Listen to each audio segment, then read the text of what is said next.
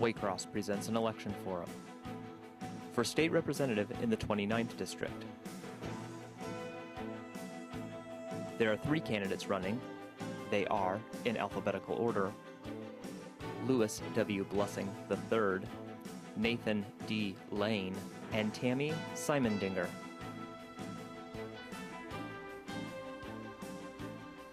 And good evening. I'd like to welcome you to yet another Waycross Election Forum, this for representative in the 28th District. Our 29th District, I'm Jason Grigorek, Waycross Community Media's Government Access Coordinator, and we are very fortunate to have 2 of the 3 candidates running this evening. We have Mr. Blessing and Ms. Simondinger. Glad that you can join us both. Mr. Lane was contacted via certified letter and unfortunately has not been able to accept tonight's invitation. So with that, now that I have introduced the candidates, I will give them the opportunity to have a 2-minute opening statement. Afterwards, I will open the phone and email to you, the viewing audience at home, to interact with tonight's guests. So with that, Mr. Blessing, I will open up 2-minute opening statement to you. Very good. Thank you, Jason. My name is Louis W. Blessing III. I am the current state representative in the 29th District and the Republican candidate in this election. I have a very simple message, and that is we need to do 2 things. First thing we need to do is lower taxes. In the state of Ohio, in this current General Assembly, we've lowered taxes by 10% across the board. We've also lowered business taxes, in particular small businesses, by 50% up to $250,000. One of the results of this is that in the fiscal year 2014, we've had an $800 million surplus in revenue. We can give back to local government funds and other things with that money. 2, we need to reduce spending. We need to remove regulations that are impeding economic growth and that have no real clear goal at this point. And we need to move as much local or government down to the local level. It has always been in vogue, the idea of federalism, where you move government to the local level, people are more accountable with their local politicians. And really, the work that we've done has shown that Ohio now is 7th in the nation in terms of job creation as of 2013 and number 1 in the Midwest. So a vote for me is a vote for a continuance of that. Thank you. Okay. Ms. Simondinger, 2 minutes to you. Sure. First of all, I wanted to say I am not a politician. I'm a normal, regular citizen that's just had enough of the politics that's going on in Columbus. My opponent just said that he wanted to cut taxes. But yet the local, or at the state level, they've raised our taxes. They're making the local governments are being forced, basically, to put levies on the ballot, such as in Colerain, a fire and police levy, and in Harrison, a fire and police levy, that's increasing our taxes. As a normal citizen, I've had enough. And I think the people that I've been speaking to around the whole 29th District have not had the representation that they should be getting from a full-time state representative. So I am definitely for education. I have 2 kids in elementary school. I am for bringing our local government dollars back to our local governments so we do not have to keep putting these levies on the ballots. And I'm for the 29th District. I'm not for Columbus. All right. With that, the opening statements are open, and that means the opening phone lines are to you now. If you are joining us on September 30th, please join in. 825-3971 is our phone number. live@waycross.org is our email. Very simple to do, and all questions will be answered. There are some rules of the road to go by just in case.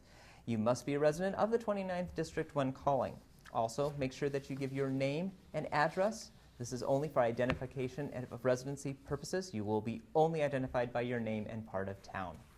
Also, our time here is very precious, so I'm going to give you 15 seconds to get that question out to the individual so that we can have all questions answered here tonight. So with that, my first question goes out. We're going to start with you, Ms. Simondinger. Question being, top 3 issues that you feel that are of the 29th District. Well, definitely the local government fund. Like I just mentioned, in Colerain, they had to pass a police levy. That only passed by 11 votes. In Harrison, they're putting the fire and police levy on the November ballot. If these levies pass, that's an additional tax on us. The Republican Party has been saying that they're all for cutting taxes, but they're just pushing the taxes down to us in a different form. So obviously, local government fund. The second one is the education. They've cut over $13 million in public education. Our local school districts cannot afford that. We should be investing in our children. My children deserve that. Your children of the 29th district deserve that. The third one I would have to say would be job creation. My husband just got laid off again Friday. I know personally how families struggle when they can't get a good paying jobs. The good paying jobs have been gone and they're being replaced by minimum wage jobs. We've got to have job creation, and not just job creation, good job creation. We have to create a good environment for businesses to come here, and that all boils back down to education. All right. Mr. Blessing, same question to you. Sure. Pretty simple. Three things. Number one at the top, jobs. Everything revolves around jobs. Two, lower taxes. You will not get businesses to relocate to the 29th District and Ohio unless your taxes are lower and you have a business-friendly climate. Three, we also need government living within its means. Now, education is important, but I would disagree with my opponent, as of the last budget, we had education funding has been not decreased for anything. So all funding has been at least the same or greater. In the case of the 29th District, Southwest local schools remain flat. However, Northwest, Mount Healthy, Cincinnati Public, Three Rivers, and Oak Hills all received increases. All right. Do you care to respond? I do care to respond because in Southwest local schools, they're getting ready to pass a school levy because the average age of a classroom in Southwest school is 55 years old. That's not safe schools for our school kids, our children. So, you know, you can say that about schools, but that should be our number one priority, because if we're going to get good jobs, it's going to boil down to that we have to have the skilled, educated workforce to attract those businesses to come here. Okay. Mr. Blessing, care to respond? Yeah, I was going to say with the regards to the skilled workforce, I mean, you can keep, if you have affordable college, if you have good job environment where employers are willing to hire, the jobs will come, the economy will recover. Well, we'll start with the big guns here with big questions Sure. tonight. As always, Ms. Simon-Dinger brought up the big one, local government fund. Sure. It is a very tough and touchy subject, especially within the 29th District. It has hit many of our area hard. What are we looking towards to help the local government fund if you were to be reelected? Mr. Absolutely. Blessing, we'll start with that. I was going to say, you know, first we had the increase in our revenue. We had $800 million fiscal year 14, so clearly some of that will go back to local governments, in particular townships, because they were the hardest hit, in my opinion. However, the Enquirer ran an article recently that discussed about how hard the local governments were hit. And they were hit hard, but not as bad as the rhetoric might lead you on to. However, at the same time, if I had been there for the 129th General Assembly, which I was not, I would have voted against a lot of these cuts for the local governments. That having been said, my track record thus far for local governments has been wonderful. I voted against House Bill 289, which would have which did abolish the idea of Jed Z's, unless you got them in this year, as well as House Bill 5, which took a lot of revenue away from municipalities. Okay. Ms. Simon-Dinger. Well, my opponent is right that he wasn't in the last General Assembly, but his father was. And he was the one who voted against or for these cuts to our local government fund. It's a percentage of the funds that's supposed to go back to local governments. Like I said, Coleraine had to pass a levy. Harrison is getting ready to put a fire and police levy. They're not cutting taxes. They're getting a surplus in the rainy day fund. And so it's not for sure what exactly they're going to do with that rainy day fund. But what I say is, let's restore our percentage back to local governments so that we keep being stopped. I talked to the city council in North Bend. You know, Republicans, they want this money back. I think everywhere they want this local money back. So I actually, you know, would agree with my opponent about getting this funding back. How we would do it would probably be a different story. Mr. Blessing, care to respond? The only thing I had to say is I didn't know this was a referendum on my father. And Ms. Simon-Dinger, you care to respond? Well, there's nepotism in politics. All right. Moving forward, Ms. Simon-Dinger, you brought up, of course, your number one was local government fund. Second, of course, was education. Educational funding has been discussed, and we should probably look at that. were you to be elected, what do you feel is the importance of educational funding, and how would you rectify and or change that if needed? Well, the way our schools are funded has been ruled unconstitutional, but I don't see anything being done about getting that funding corrected. So that would be something, and I know it's a big, elephant in the room, but we got to look at how we're going to fix that first of all. And then, the way the schools are funded is obviously important, but, like I said, in Southwest schools, they're looking to put another school levy on the ballot. They're aging schools. I have 2 small kids. I'm with them every day doing homework. And I think that our parents are out there doing homework with their kids. They got to understand that, education is the foundation for a child's future. And we have to invest in that. But we got to make reasonable requests or make sure that our dollars are being used correctly and sensibly. But, to me, it all boils down with our children and their future. Okay. Mr. Blessing. Well, as I said before, House Bill 59, the most recent operating budget in the 130th General Assembly, guaranteed that each school district received no less than it received in the 2012-2013 year. That has been the case. In fact, as I mentioned before, Southwest Local, Northwest Local, Oak Hills, Mount Healthy, Three Rivers, CPS, and Oak Hills, they didn't receive any less than they had before. The only one that received the same was Southwest Local. Now, in terms of what she's talking about, the idea that funding has been cut, now from 2009, we had one-time federal funding that took place, so it seemed like there might have been more money, but that was one-time federal funding. So the state cannot be really held accountable for something like that that's the feds gave up on. And in terms of funding formula, yes, it was ruled unconstitutional back in the late 90s. However, 2009 to 2013, we did not have a school funding formula. We do now. And in terms of funding, current school funding in the state of Ohio already is 42% of GRF, which is the single biggest line item in the state of Ohio. So I can tell you that we are doing everything we can for schools in the state. Okay.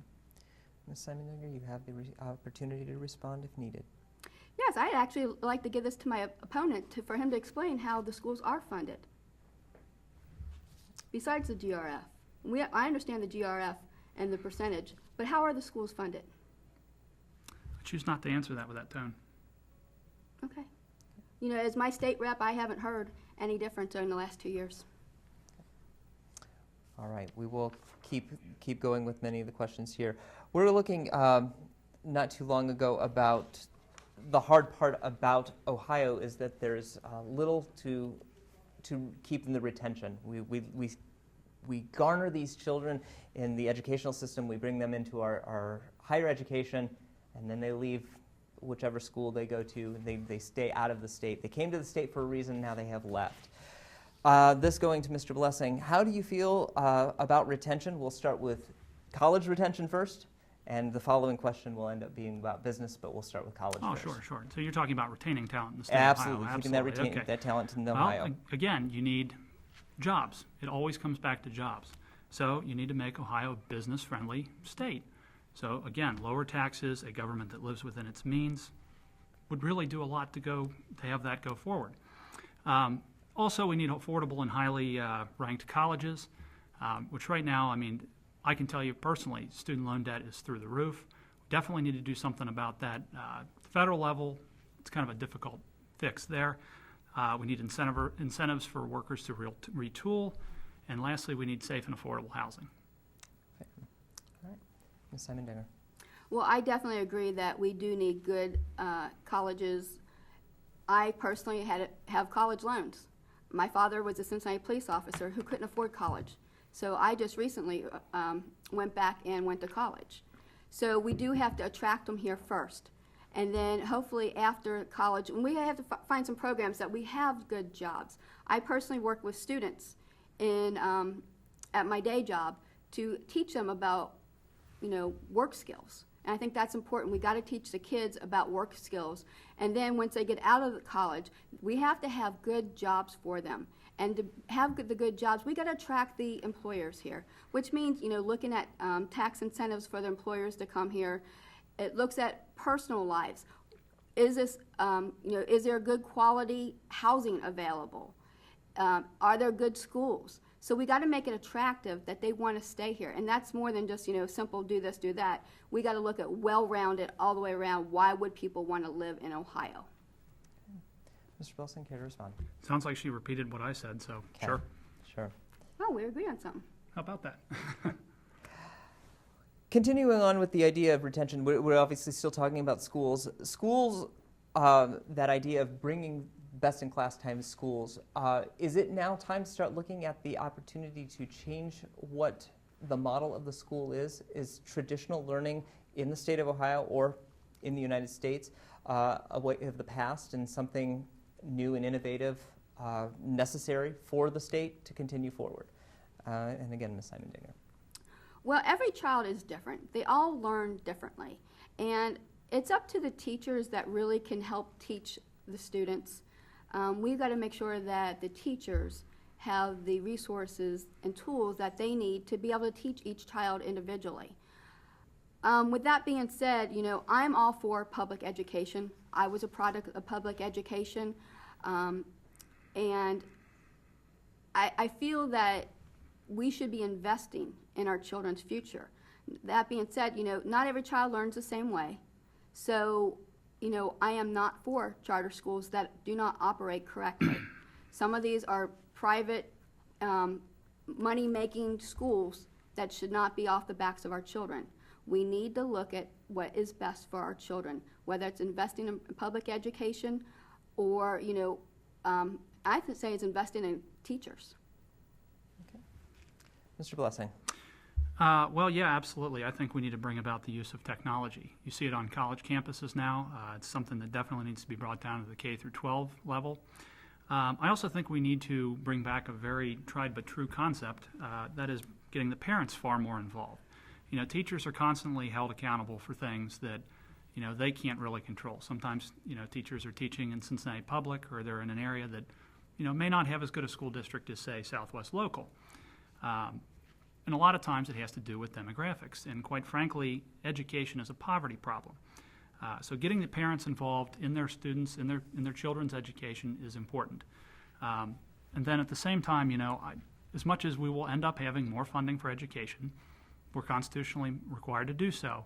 I think we need to start looking at these alternative means, such as getting the parents involved, because quite frankly, the amount of money that we've spent on education has doubled since 1997, and it's not the end-all, be-all solution.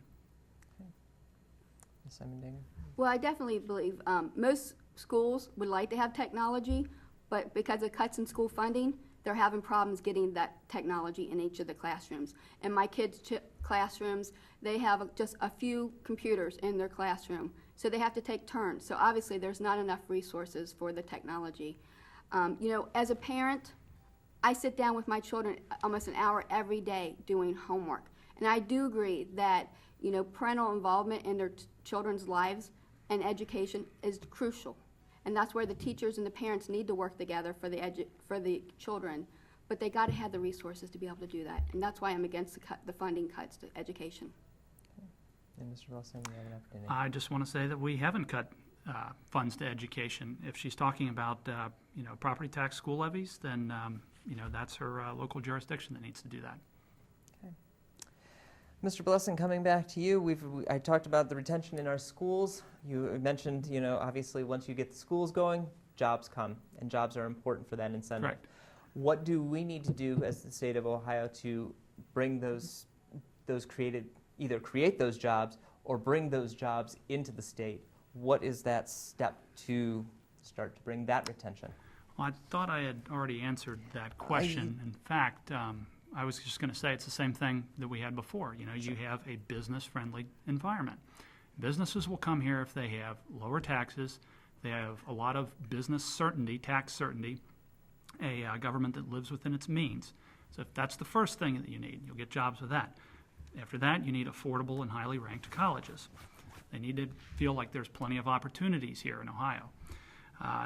There also needs to be incentives for workers to retool. When we had the recession, there's certainly certain industries were hit more than others, and jobs simply aren't there. So you need incentives for them to retool and maybe enter a different industry.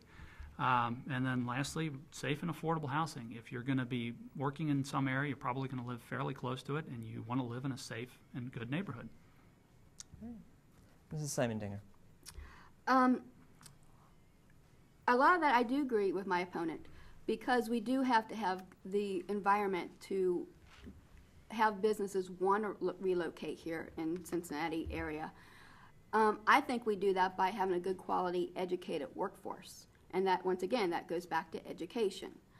We have to have the infrastructure for these businesses to want to relocate here. You know, schools, bridges.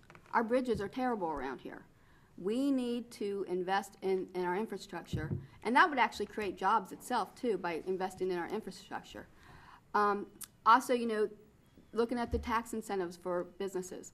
I am for tax incentives for the businesses if they hold up to their standards that they agreed to. We are heading to the half hour, the first part of our hour here. So if you are joining us tonight on the 30th, you still have a chance to join with us tonight. 825-3971 is our phone number. Live at waycross.org is our email. All questions will be answered this evening. Mrs. Simon Dinger, Mr. Blessing brought up, and I think you've touched on it as well, is affordable housing. It is important. What do you see as, since we have just gone through a very terrible housing fiasco, how do we nurture that into an affordable housing area for the city of Cincinnati and or the 29th District or the state of Ohio, for that matter? Well, let me tell you, I got firsthand experience with this, because when I married my husband, we could not sell his house because of all the foreclosures around his property. It lost about 40% of its value, which, you know, for that, it's tough. Now, I actually have 2 mortgages that I have to pay. I don't want to be in that position. You know, we moved to Harrison. People need affordable housing. We've been renting our house out to people that couldn't have the credit to get a house, so we rent them a house. We have to work with landlords to make sure that they don't price gouge people and that we do have affordable housing, because people do have to live within their means, and I think most of us try to do that. But we really do need the affordable housing in all areas. You know, people should be able to choose where they want to live. Okay. Mr. Blessing, same question. Sure. Well, the housing crash, I think a lot of that had to do with the overall amount of easy credit that was out there. There were a lot of people that really should not have been buying a house at that point, but were given the easy credit. You need to bring back good lending standards, which now banks are starting to see that come through. But again, the big deal here is jobs. When there's a booming economy, people will be looking for housing, and it's just going to move up from there. It has always done that in the past, and it will continue to do so if and when we have a booming economy again. And again, it comes down to a business-friendly climate in Ohio. Okay.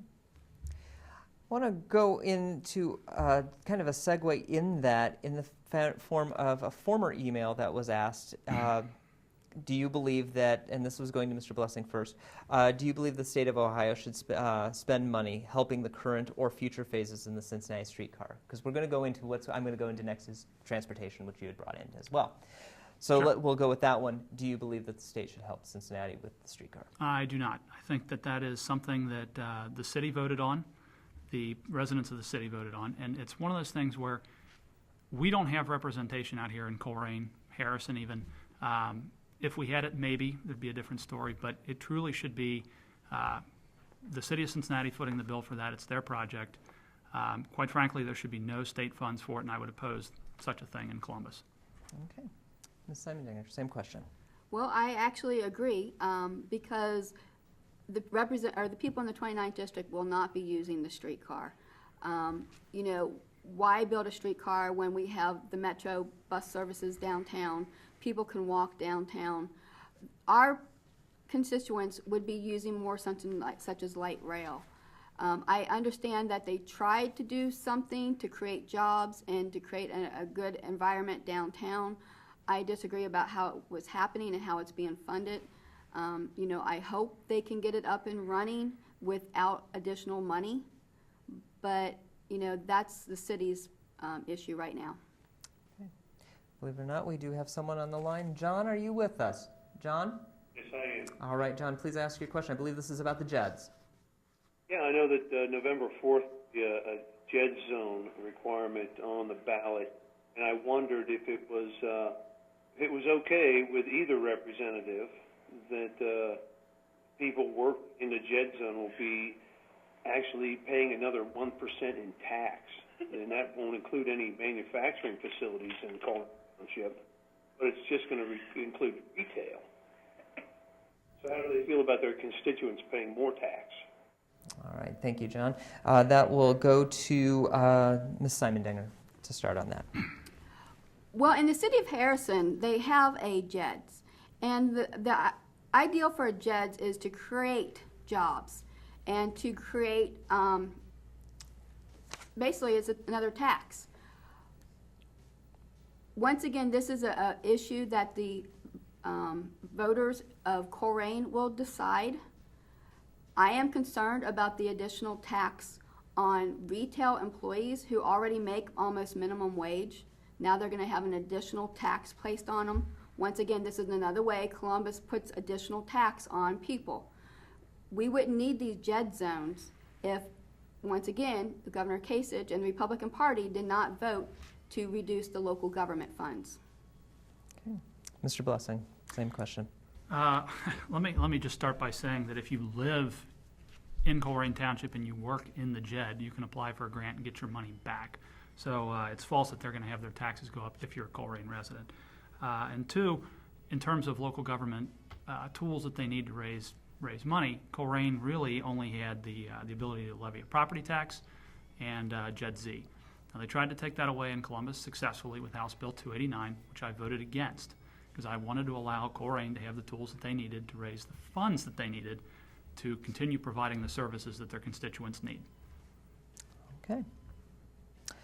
Thank you, John, for that question. We greatly appreciate it. If you are joining us tonight on the 30th, you can join in just as John has, 825-3971 or live at waycross.org. Very simple to do. Can I touch base on that one real quick? You may. Because, if you do live in a Colerain, you now have to file additional paperwork to get that money back, your tax dollars back. So, and also, Colerain does need the additional tax dollars, but that's because of the cuts in the local government fund. So, and once again, it's on the backs of, the retail employees. So if I don't live in Colerain and I choose to work at Northgate Mall, I'm going to be taxed again, additional tax? Mr. Blessing, care to respond to that as well?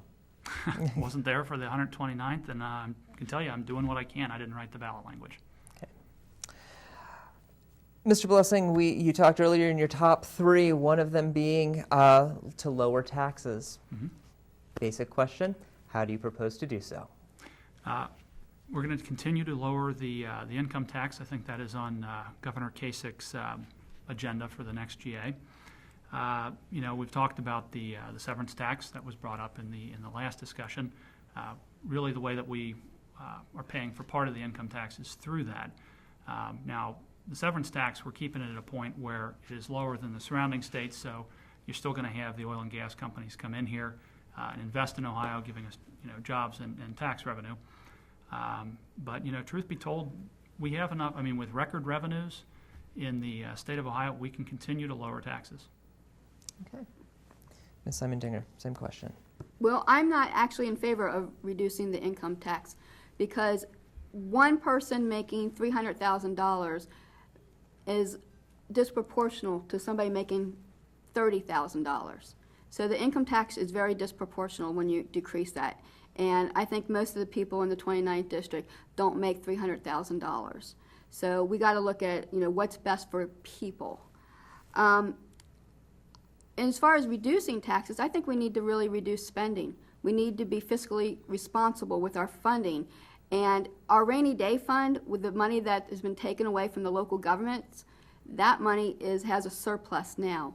And we need to return that money so there is less taxes. Okay. Mr. Blessing, care to respond? Well, let me just say that the 10% across the board income tax cut, the wealthier are having more taxes come back, but they paid more in. It's 10% flat across the board. That's just how it works. I agree with the reduction in spending. It's something that needs to happen. I've fought for that in Columbus and will continue to fight for that, because you cannot have reductions in the taxes without reductions in the spending. As for the rainy day fund, part of the reason we're in this predicament now is that we only had $1.78 in the rainy day fund after Strickland left office. Now we're at $1.49 billion. We need that money in there to weather the storms. Certainly this last recession was bad, but it's certainly not going to be the last. All right. Got an email question in from Gary. Gary responds or writes with, I would like to say that gerrymandering is an issue as politicians from both parties are carving up the state and federal districts to get themselves the most numbers of votes. The east of town where I live used to be in one district. Now it's in another. It's become a big C, which makes no sense to me. What can be done about gerrymandering? Mrs. Simon-Dinger, that comes to you first. Great, and that's a great question, because our district is a big C, and for over the last 40 years, the state rep has been out of Colerain. I know for the last 2 years that where I've been going to East Price Hill and Lower Price Hill, they don't even know who the state rep is. He's not been down there, he's not been talking to them, because it's been a big issue. It's a big territory. And I think as a state rep, you need to represent the whole district. And my opponent's fiance actually sat on the agency that helped create the gerrymandered district that heavily favors the Republican Party. So I would propose a bipartisan committee that looks at redrawing the districts in a sensible way. Starting with 1, 2, 3, all the way across. That's how the people relate to their local communities, as in an area. The way our area is drawn, it doesn't make sense. Mr. Blessing, same question. I just want to say that it's not true that I haven't been to Price Hill. I think that's just patently false. And that at the same time, with this question of gerrymandering, I wouldn't be opposed to changing that law. The one thing that I would want to see with any commission or board regarding the drawing of the lines is that all members are elected. You need to have that accountability there. If that was in place, I'd be okay with it. Okay.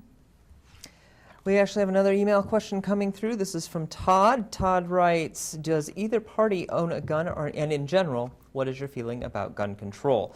This will go to Mr. Blessing first. Sure. Well, I've been endorsed by Buckeye Firearms and Ohioans for concealed carry. I have 2 guns. I have a Remington HD 270. I also have an AK-47. In this current General Assembly, 130th General Assembly, we had the Stand Your Ground bill, House Bill 203. What that says that if you're in any place publicly that you have a right to be, you do not have a duty to retreat. I voted for that affirmatively on committee, and I voted for it affirmatively on the House floor. All right. Ms. Simon-Dinger, same question. Well, I'd actually be interested in why somebody owns an AK-47, but my husband and I own actually several guns. We have rifles, pistols, semi-automatics, bolt-action semi-automatic guns. We also believe that we should protect people's Second Amendment rights. Law-abiding citizens are not the people that we need to be concerned about. It's the criminals that create the criminal activity with these guns. And having additional laws on people will not help the situation. But I also got an A rating from Ohio Buckeye Association, but I didn't get their endorsement because I'm not the incumbent. And I find out that's how politics works. So yes, I do agree that people have the right to bear arms. Okay, thank you. I just wanted to say that I don't think that's fair to say that about Buckeye Firearms. And, in terms of gun control laws, all they do is make it so that criminals know that law-abiding citizens aren't carrying guns, makes it easy for them. And the Ohio Concealed Carry, I didn't even get their questionnaire. So several of the endorsements my opponent got, I didn't even receive their questionnaire. We're going to move on to the next question. This question in regards to early voting. Of course, obviously, some ideas and issues have unfortunately been canceled due to changes in law. Your position in early voting and what can happen quite possibly next season, if any change can happen. And that will start with Ms. Simon-Dinger. Yes. everybody has the right to vote. Men and women have died for the right to vote. For African Americans, for women, we have the right to vote. For them to make it harder and more difficult for people that maybe work on election day or maybe are sick or away from college, you know, the election board is already open 8 to 5 every day anyway. So why not let people vote? So I am totally for early voting. I think, you know, we should make it as easy as possible for people to vote. For them to come out and say that they're afraid of voter fraud is less than 1%, even, I think it's even lower than that. It's not really an issue, but they're making an issue because they're saying it's because of financial reasons and it's because of voter fraud. That's just not the case. Okay. Mr. Blessing. Well, let me just say that as a member of the General Assembly, we were advised not to talk about it as much simply because that lawsuit is going through. But suffice it to say, 41 states have shorter voting times than Ohio, so we're very much towards the top. Okay. I think they're behind the times then. Okay. One of the ideas that we had been talking about is obviously making this the center of innovation again, making Ohio the heart of it all again. We've talked a bit of the ideas of what can we bring in and what can we do, but if we were to stare into the magic crystal ball, stare into it 15 years in, what could we see moving forward? What can we see Ohio be that makes those, that the state of Ohio become the center of innovation once again, be it technology or whatnot? Mr. Blessing, that goes to you. Now the question is, can you guess what I'm going to say? Yes, I can. I'm going to say jobs. I'm going to say business-friendly climate. You know, you have the business certainty where they know that the taxes are going to remain low. Lower spending, a government that lives within its means. If you have all of those and all of those things in place, businesses will come and Ohio will move forward. So, provided those things happen, 15 years from now, Ohio could be on the top. Ms. Simondinger. Well, my answer is pretty much the same as before. It's going to be education that will bring good jobs here. So how many people stay here because they went to OU or Xavier or UC? You know, we got to have that hometown proud feeling again, the local communities. Harrison has that local community feel. North Bend, Cleves, they have that local community feel because they want a good, strong local community. And with the cuts in the local government fund, they're hurting. So we got to create good schools, so we have the educated workforce. We got to have the good jobs to come here, and we got to keep that local community feeling. We got to have local decisions. Okay. Following up with a little bit of that, new businesses that are coming in as the Green Initiative. It has been around for a little while, but obviously we're all starting to get the feel of that. The state of Ohio was in an initiative to build small parts for solar, for wind turbines and the like. However, we're not seeing a lot of that implementation here in the state. If you were to be elected, are green initiatives important to you? And if so, how far do you believe the state of Ohio should go with them? Ms. Simondinger, you can start with that question. I think green technology is very important. The building that I'm working in is, I think it's Gold Lead, that we try to use everything we possibly can for the sake of the environment. With that being said, you know, oil and coal are very important, but at some time they may run out. So we got to look towards our future and how do we create alternate energy sources. So I think we need to look at wind and solar and make sure it's not outrageously priced, that people can afford it. So let people have choices about which kind of energy they want to use. All right. Mr. Blessing, same question. Well, I would agree. Mandates are bad policy as they unnecessarily raise the cost of energy. I can tell you that in this past General Assembly, I voted for Senate Bill 310, which froze the energy mandates for a couple of years, set up a study committee to go over that.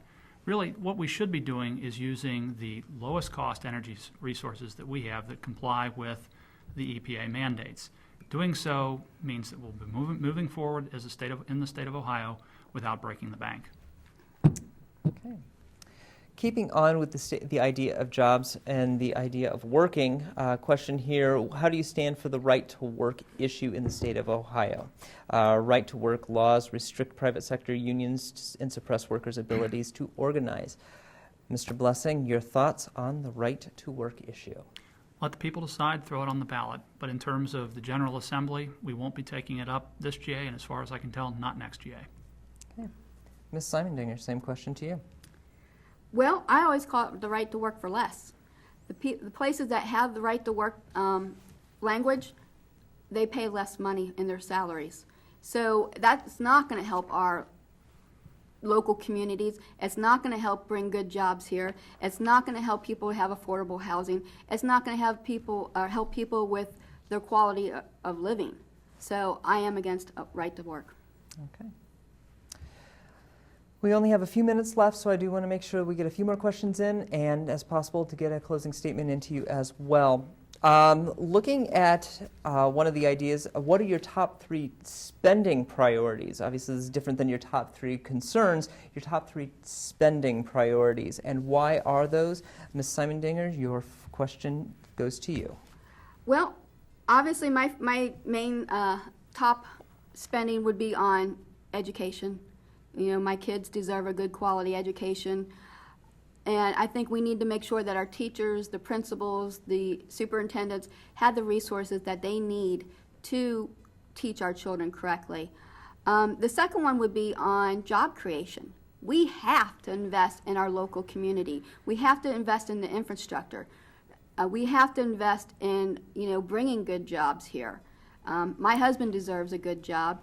Once again, he's been laid off. And, I don't know if my opponent's ever been in that situation, but it's a scary situation for families to be in when you don't know when your husband's going to get another job. So that is a very important issue for me. The third one, it kind of almost flips, but I think we really have to do something about the drug issue. It's a nationwide epidemic. I see way too many people in the communities that I represent, hopefully will represent, that have drug issues that there's not enough resources for them. There's not enough safe houses for them to go to get well. So I think we have to do something about, and that even goes back to local government fund. We don't have enough police on the streets. They don't have the funding to have the police on the streets to do something about, getting the drug dealers. Okay. Mr. Blessing. Sure. 3 things, of course. First, infrastructure. And in this past General Assembly, we did 2 things. We had the capital appropriations bill. That was one. Put billions of dollars into infrastructure in the state of Ohio. 2, we did issue 1, which at the time was Senate Joint Resolution 6. That's the Public Works Amendment. And that allowed us to bond money so that we could fix roads and do other infrastructure improvements. So that's 1. 2, workforce development. I agree with my opponent on that one. We need to have a way for a lot of these people that have been unemployed to retool. I greatest respect to your husband. I'm sure it's rough, but in this respect, we definitely need to move forward with workforce development. And then lastly, we need to be spending money to create incentives to lure business to Ohio. Again, you have businesses in Ohio, you have a good job environment, jobs will be there, people will be able to get those jobs, things will move forward. Okay. Of course, one of the things that gets us to those places back and forth is transportation. We were offered some money a while ago. The governor said, I don't want to take that federal money. We had the opportunity for light rail and other aspects of new transportation. Kind of put us all in the lurch, I guess you could say.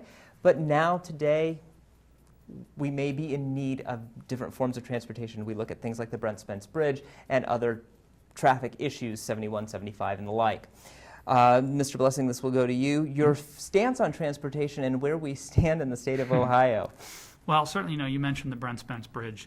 We definitely had we put a bill through that fixed that, so that from our side, obviously we can't do much about Kentucky, but from our side we set it up where there would be tolling, because really, not that I'm a fan of tolling, but it was really the only way to pay for Brent Spence Bridge, which is absolutely very much needed. It actually will create quite a few construction jobs in the process, so that's certainly a good thing.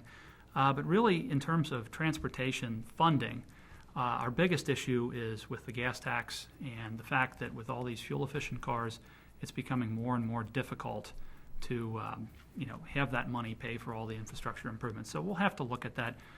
In what form, I don't know what it's going to be, but certainly we're amenable to more funding for infrastructure. Ms. Simondinger, same question. Yes, I definitely agree with the need for investing in infrastructure. Just driving down the roads, the potholes, all the construction that's going on. I come in from 74 every day, and it's been a nightmare out in Harrison, the construction going on. So it's good that we have that in construction. It is creating jobs.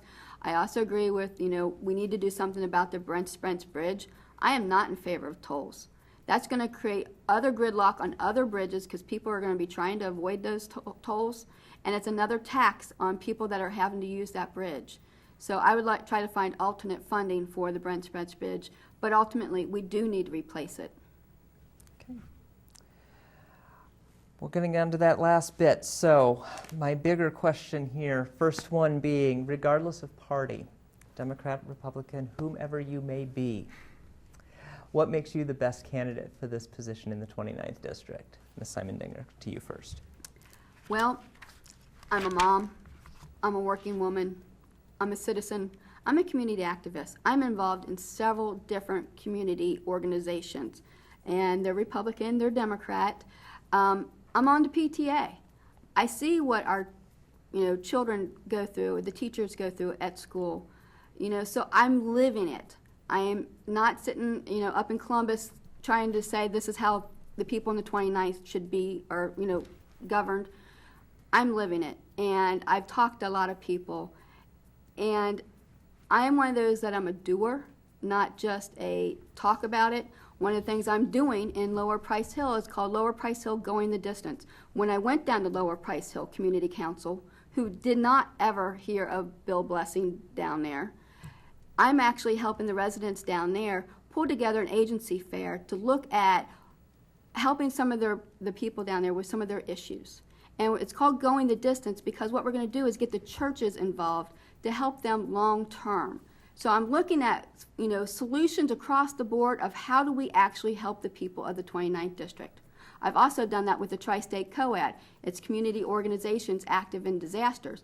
I brought together diverse faith-based groups such as the Catholics, the Methodist, Presbyterian, the Church of Scientology.